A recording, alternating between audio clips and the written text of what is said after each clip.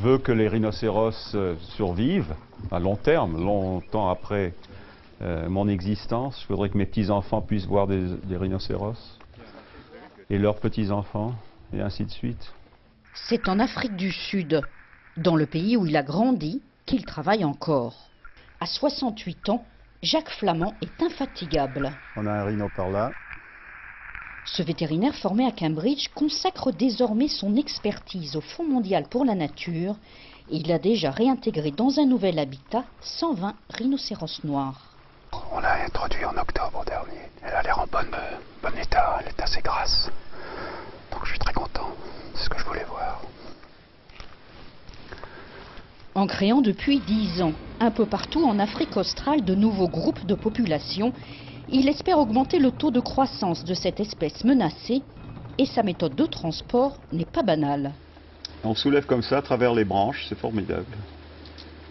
Curieusement, j'ai toujours travaillé avec des espèces menacées. Je suis allé en Arabie Saoudite parce qu'ils avaient un problème de tuberculose dans leurs oryx d'Arabie. Et en fait, je suis resté en Arabie pendant 6 ans et demi finalement. Et j'ai eu la chance d'avoir une famille qui était prête à me suivre. En Arabie, au Népal, toujours dans des endroits sauvages.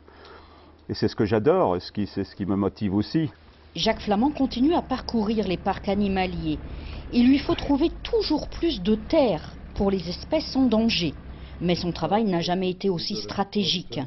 Et convaincre les propriétaires terriens d'investir dans la faune, c'est une tâche qui va bien au-delà de ses compétences vétérinaires. 120 000 hectares on a gagné pour les rhinos.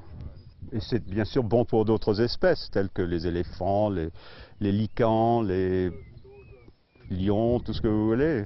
Ça crée des aires beaucoup plus viables écologiquement. Essayer de faire une différence, c'est le credo de cet homme qui a consacré toute sa vie à la nature.